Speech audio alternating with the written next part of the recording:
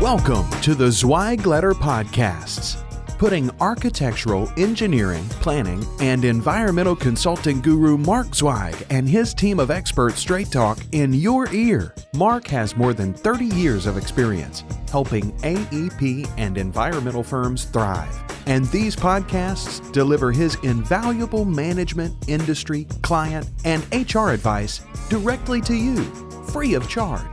The Zweig Letter and the Zweig Letter podcasts let you develop professionally, wherever you are. Hey everyone, and thank you for joining us for another episode of the Zweig Letter podcast. Our goal is to bring you some of the best and brightest minds that the AEC industry has to offer. And I think I've found one of the brightest minds that has ever stepped foot inside of a Zweig Group office, and that is our own Brendan Scherer, who is a consultant in the M&A group here at Zweig Group, and so excited to have Brendan join us. He recently joined the company after doing a stint as an intern, which I thought was kind of cool. And Brendan, you know, he is the classic underachiever that you find these days in some of these millennials. He has his bachelor's of science in business administration with a focus on finance, and then that wasn't enough, so he decided to go back to school and get his JD, and that wasn't enough, so he said, you know what, why don't we put a cherry on top and get an MBA? And so he's got a BS, a JD, an MBA. We had to actually build a whole nother wall in his office so that he could just put all of his sheepskins up there. And so, but no, seriously, it's really great to have Brendan here today. He hails from Monticello, Arkansas, and that's right on the fringes of the Delta, and so from the southern part of this great state, and certainly just excited to have him here. There's so much to talk about, and you know, I'll be honest with you folks, I was so excited. I got started the first time around we started recording this, I forgot to hit the pause button, and so we weren't recording, and I went on for like 5 or 6 minutes, and it was good. But we're going to make this one even better. So enjoy it. And this is just what life is like when you're out podcasting. Sometimes you make mistakes. You just rewind and redo it again. There's nothing wrong. You just can hit the stop button. You can do it over. You're not going to hurt anybody, and nobody is the worse for it. And you wouldn't know if I didn't tell you, but I'm only telling you to be transparent, because I'm encouraging more and more people to get involved with podcasting, especially in the design space and the construction industry space. People need to hear your story no matter what it is. And we talk about a lot of different things here on the Zweig Letter podcast. I try to get a diversity of people, guests, to come and join us and tell us about what they're doing, what makes them great, what they're doing in this industry, and how they're making a difference in this world in general, but specifically for the industry. Because again, as I always tell people, we serve the built environment. Everything you see around you is functioning because of the design industry. And if you, working in the design industry or construction space, aren't proud of that, I don't know what else you could be proud of. So absolutely. I really want to encourage you to be excited about the industry that you're in. I know I am, and I'm glad to be back here at Zweig Group, and so excited for what's going on. And so without further ado, I want to talk to my man Brendan, because I know he has a lot to share today. And Brendan, why don't you tell our listening audience a little bit about yourself and your background, and then we'll get into today's topic, but we'll go from there. Okay. Appreciate you having me on the podcast, Randy. I love it. Everyone should continue to listen to it. I think there's a wealth of knowledge that can be gleaned from every conversation that Randy has. To start it off, and I guess this kind of segues into the topic at large, but my young career began at the age of 16. I started working at commercial bank and trust, and that, quite frankly, was not something a typical 16-year-old was able to do in a small town like Monticello. But I guess I was fortunate early on to learn how to navigate, and I made many mistakes, but learn how to navigate a professional environment, a somewhat conservative environment as it pertained to doing things as they always had been done, and developing kind of that eye for when to step forward and when to step back. And I learned that quite early in my life. My next job was in sports management here in Fayetteville, Arkansas. And at the age of 20, being a director of player relations is not common either. And having a boss like Mike Conley, who really trusted me with duties that most people at the age of 20 and 21 don't have, was also a way to kind of understand how to project professionalism and confidence in a position that most people will see you and not expect you to be able to handle. So wait, just so, because you're throwing out some big stakes here. You said Mike Conley. Are we talking about the Mike Conley that plays basketball, or are we talking about his father, the gold medal winner, Mike Conley, University of Arkansas Razorback sports legend? Is that who you're talking about? I'm talking about Michael Conley Sr. Okay. I didn't mean to name drop. No, I'm messing with you. You know, I already know this part of the story, but I think it's important for our audience to understand that early on you were exposed to some things that not everybody gets exposed to. You just doesn't happen that way. Absolutely. My brother played basketball. He's the same age as Michael Jr. and it's a funny, and this is, I guess, one of the lessons to learn. I moved off campus getting my undergraduate degree after the first year. And the week before I moved into my new apartment, I was at a track meet. And I saw one of the Conley's cousins, Chris. And I didn't know they were back in Fayetteville at all. And I'd ask them how they were doing since they were in Indianapolis. I said, well, they moved back to Fayetteville. I said, oh, really?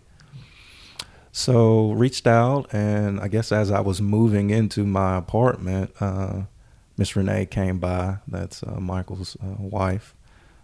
Known her a long time, and brought a housewarming gift. And she happened to ask what my major was at the time. And I told her finance, and they were in the process of moving their office back to Fayetteville. And that's how I kind of got my first opportunity in the sports management business. So, sometimes those opportunities that, it led to being open to a lot of how business works, especially at the professional level in sports, as well as in endorsements and marketing. It was happenstance that I went to a track meet. It was happenstance that I caught Chris on his way out. It was happenstance that I actually moved in at the right time for a housewarming gift to be brought over. And recognizing some of those opportunities and not burning bridges and being remembered as a respectable kid led to an opportunity that a lot of what I do now it's flowed from. Okay. All right. Well, it sounds like it was a great place to start. And so once you had gotten a taste of what it was like in terms of sports management, was that what propelled you to go back to school to get your JD and MBA, or? It did. It did and it didn't. It did in the aspect of being able to have the credentials necessary for anyone you run into to see and how do I put this, Randy? To see how much weight your words you carry, the wealth of knowledge you may or may not have. But whether we like it or not, some of these distinctions do go a long way, not just in building up knowledge, crafting thinking, but also, building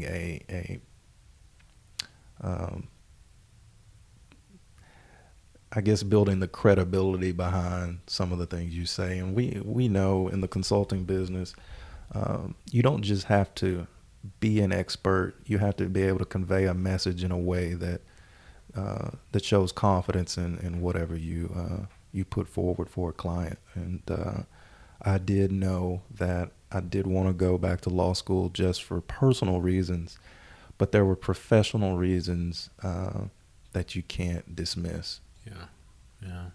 Well, and that's that's important. That kind of leads me to my next question, which is just having this better understanding, this in this day and age about dealing with. You're a young guy. You're 28, 27. 27. I'm sorry. Don't cheat me, man. I'm not trying to cheat you. So you are quote unquote in this millennial age group. And, one of the things that we talked about before we kicked off this podcast was just, how it's different now for guys like you coming out, guys and girls like you coming out of school that are having different experiences. And, one of the things that we wanted to discuss today was really, how can firms position themselves better to be the receivers of this great talent, and for young people like yourself to see a place, a firm, any type of firm, architectural, engineering, or otherwise, a consultant firm, and see them as a breeding ground for success. That, I want to be a part of that because these guys look like they know what they're doing. Mm-hmm.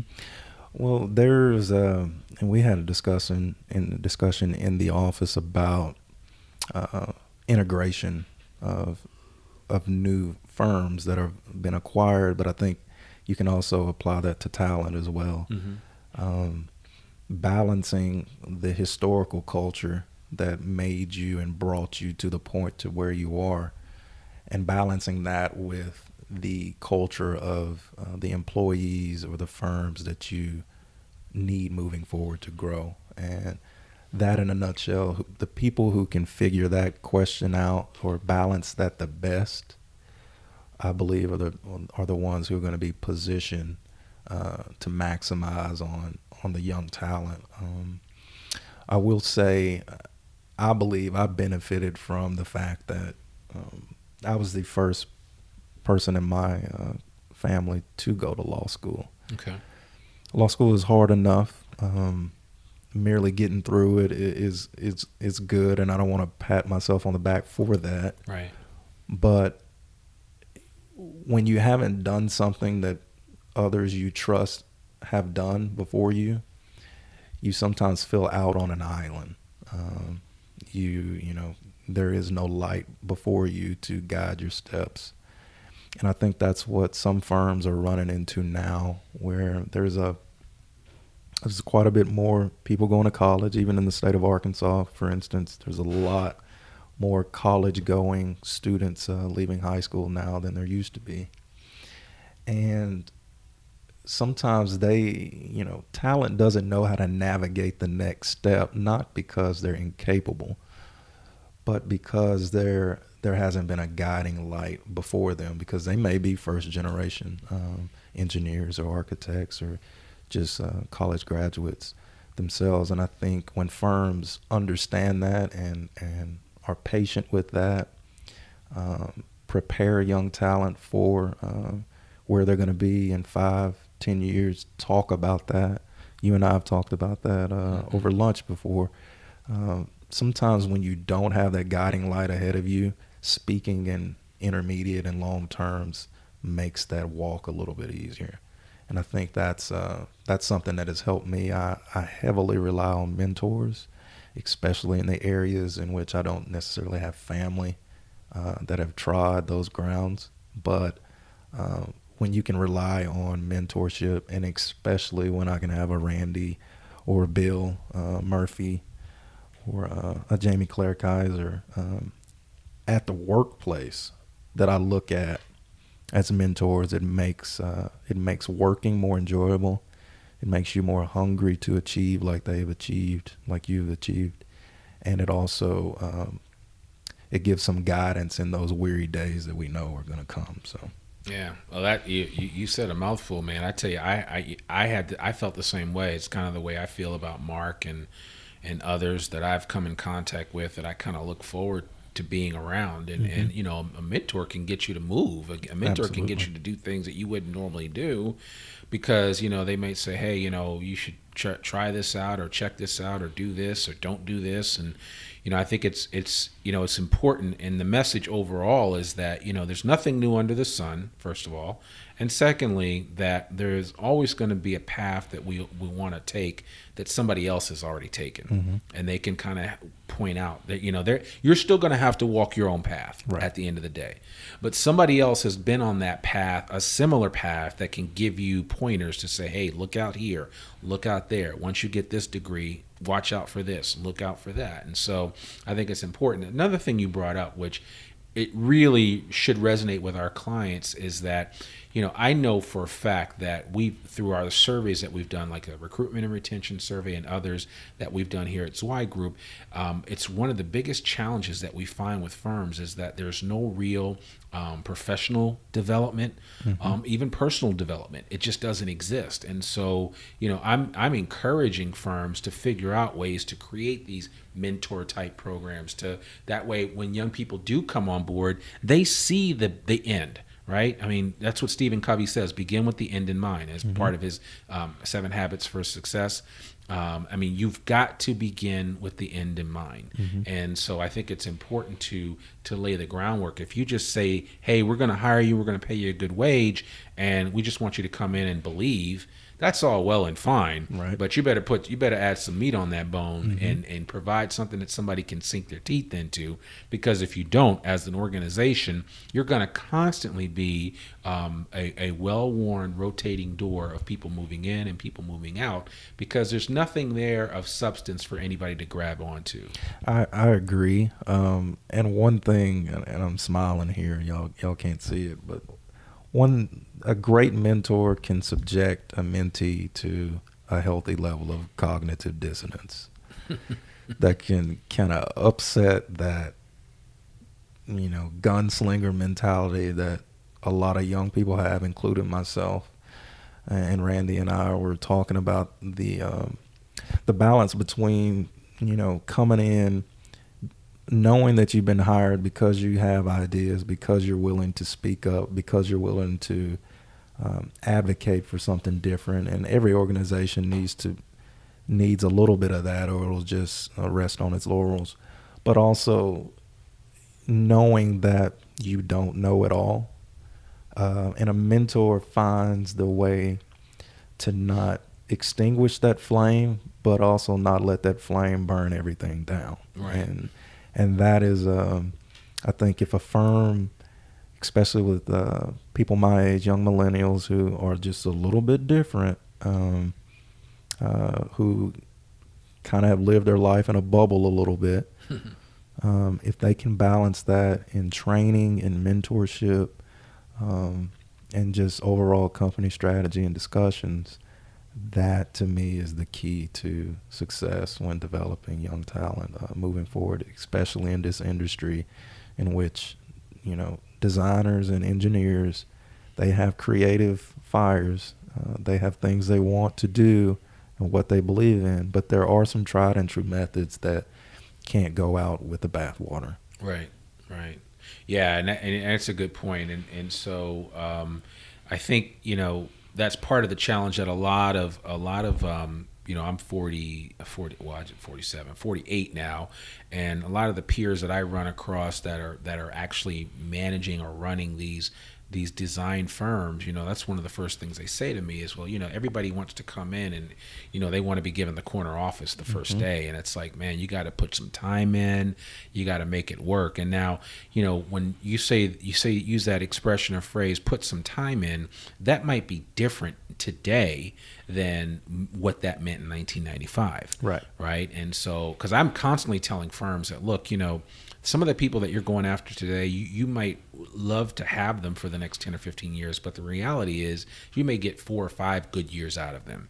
Yeah. And then they may be ready to move on. They may have outgrown what you've offered them, or they just may want a change of scenery. And I think the challenge is that with your generation, scenery changing is big, and it's really big to be working on something that you truly believe in, that creates a familial environment where it's bigger than the individual. And so firms just need to understand that, and they need to recognize, okay, well, what are the limitations that we currently portray within our current firm, and how do we correct that so as to attract the best and brightest talent that's available to us at this point in time. And I think one, kind of to correct one of the phrases I use, putting in time is kind of a archaic term. Right.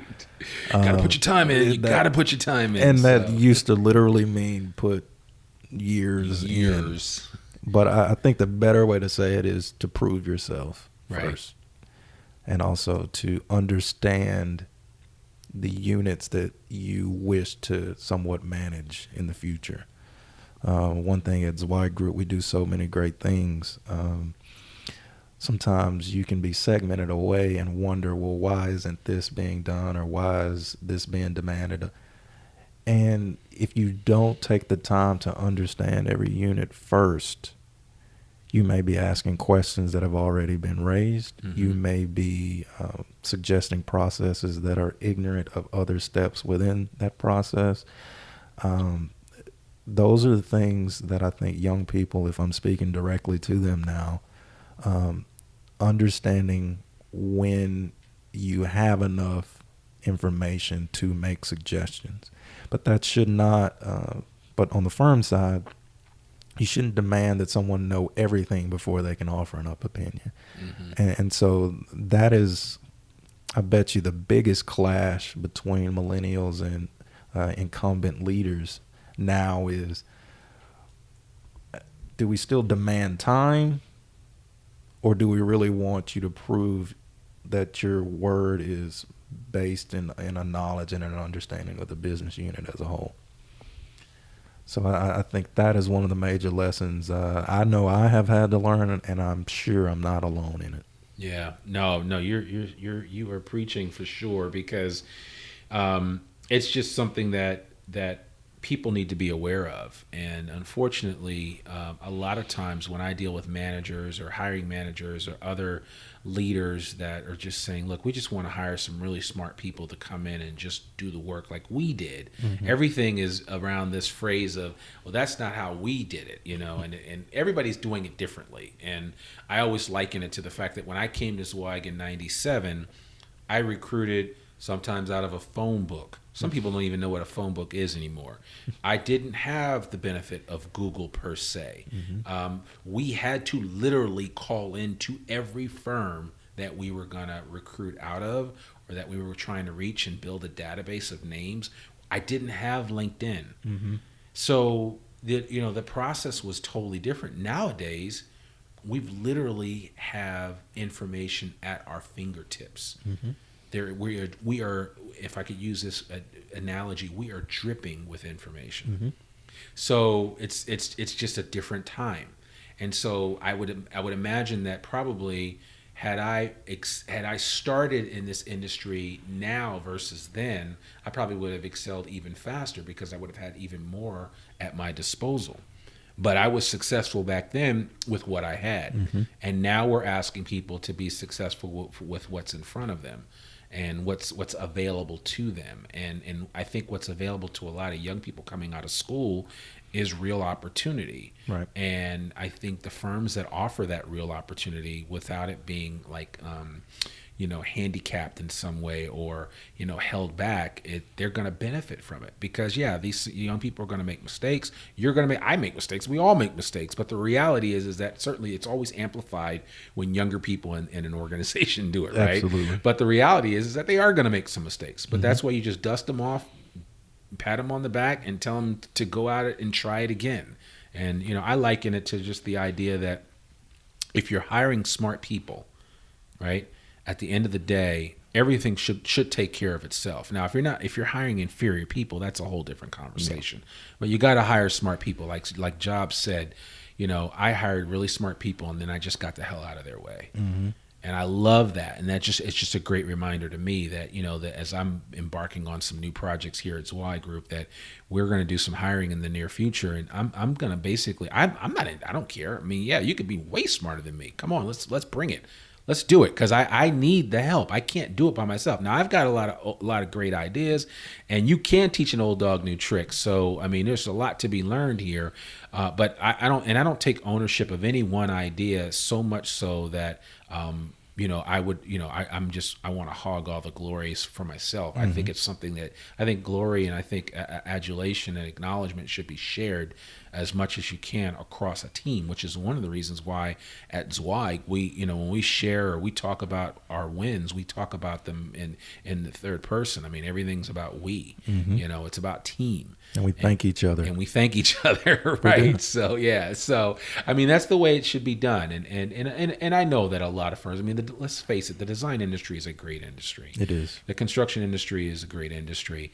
And these folks understand what it means to have great talent on their team.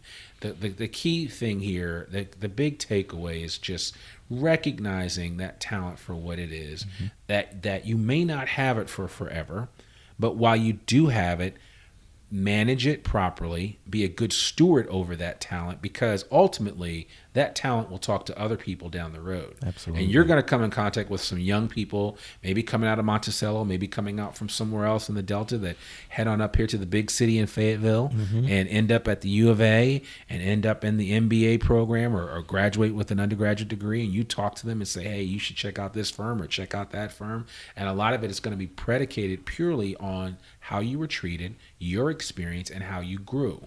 Absolutely. And so a lot of it is, some firms are just they just fall, if I could use this expression, ass backwards into good fortune with great candidates because of how they treat previous people that have come through the doors. And that's huge. It is. It's huge. So I mean, even from, and I've told you this before, even from my social media post, when we ring the gong, and here at Zweig, we ring the gong when we have a big sale or a win for the team. And anytime I put that up, I have people my age or younger even ask, what do y'all do that for? And then I'll explain, and they're like, that's really cool. We never, I spent a year or 2 years working at so-and-so, and I don't know if my boss has ever told me thank you. And it's like, right. It sounds so trivial, but it is not at all trivial. And I will say, from two firms, especially with the young millennials now, and I've used the word millennials more today than I care to ever use again. It's being more intelligent and efficient in a process doesn't mean lazy. Right. And that's something that I think we probably could have a whole nother podcast on that. But there are times where it seems like young talent may be trying to cut a corner or not wanting to, being lazy about a long-held process. Don't extinguish that too quickly, because they may find efficiencies in processes that haven't been re-examined in a long time, just because of kind of the frustration of the length of something that actually can lead to a better, more efficient process that actually adds value to a firm. Yeah, or maybe have never been thought of. How about that? Right. It's so unique. It's like, okay, well, we haven't really thought about that. So it's not so much. I think it's right. I mean, you as a firm, as an organization, you need to be really mindful of that, especially with this young talent that's coming out of school nowadays. I mean, where do you see things? And I know we could go on and on about this, but we'll wrap it up in a few minutes. But where do you see things heading? I mean, you've had a chance. I mean, you graduated a couple of years ago with your bachelor's. You've seen some of your friends go out into the workplace. You decided to come back and you got your JD and your MBA, and now you're back out at it again. I mean, where do you see things in the next 3 to 5 years from an employer perspective when it comes to dealing with these young people coming out of school? I see that it is incumbent upon firms and employers to have a bright line purpose. I think young people are searching for purpose now. The job market works in cycles. You may be financially driven, you may be craft and purpose driven, and then that ebbs and flows and cycles in and out. And I think the cycle for us is a blend of not only financial compensation, but time off with family, and also coming to work every day and feeling like you're fulfilling your purpose and helping others fulfill their purpose.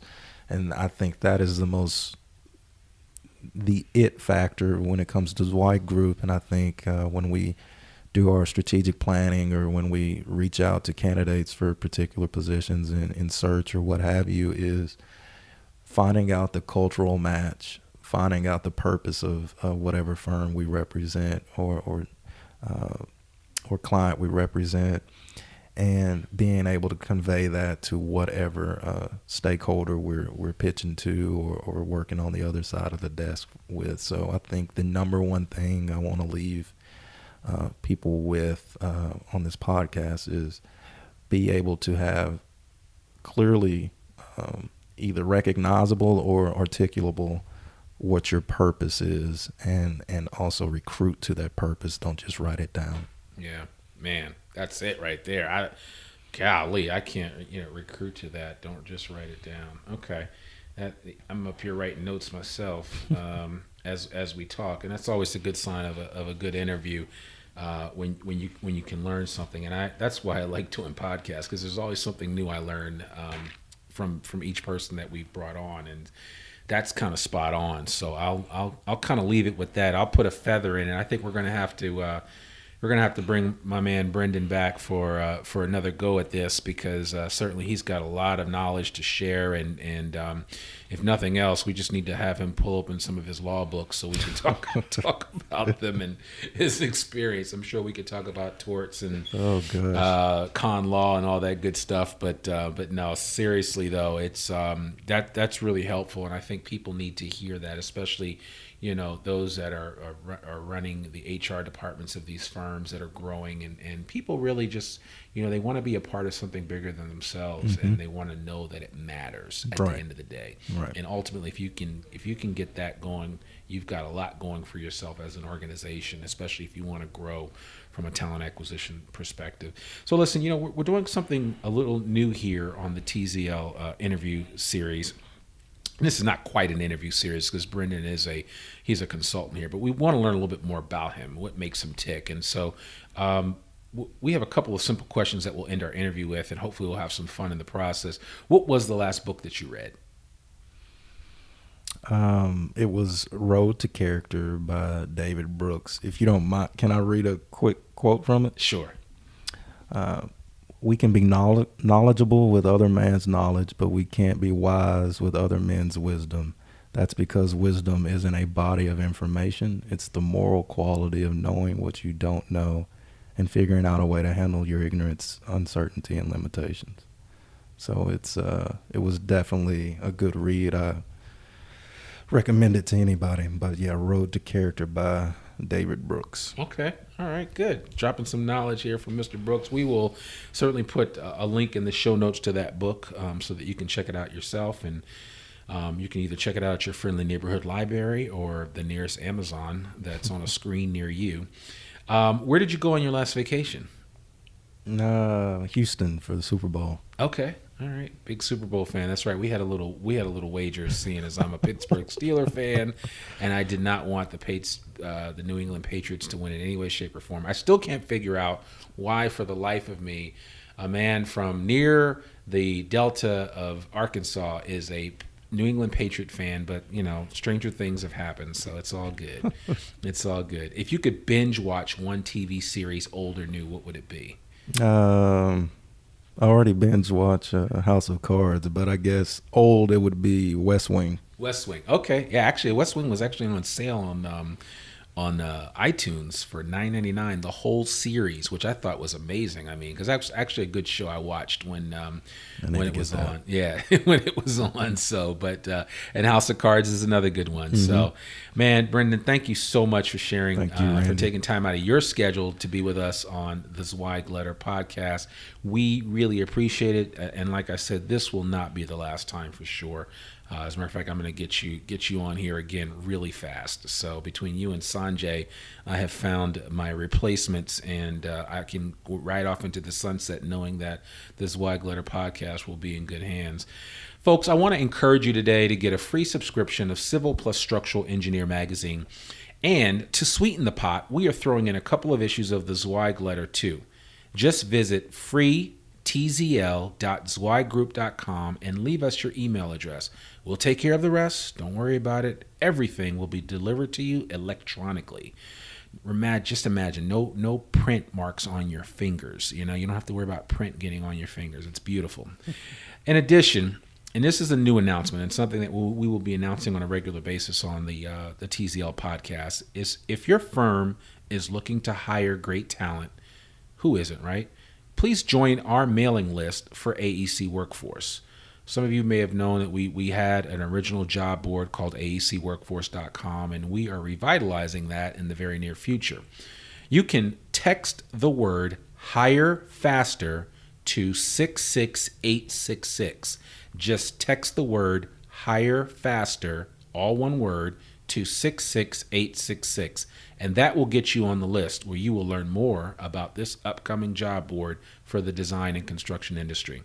As a reminder, all Zweig Group media programs like this one are available in both podcast and video format, free for download on iTunes, Stitcher, SoundCloud, and YouTube, just to name a few places. A link to all of this information, including contact information for our guests, will be in our show notes, and we'd love it if you'd go to iTunes or wherever you tune into this show and give us a 5-star rating and share this link with a friend. I'm Randy Wilburn, and you've been listening to Zweig Group Media, part of Zweig Group. Remember, at the end of the day, we exist to make you more successful. Bye for now. Thanks for tuning in to this Zweig Letter podcast. We hope that you can apply the Zweig team's no-holds-barred advice to your daily professional life. For a free 6-week subscription to the Zweig Letter, please visit freetzl.zweiggroup.com to gain more wisdom and inspiration, in addition to information about leadership, finance, HR, and marketing your firm. Subscribe today.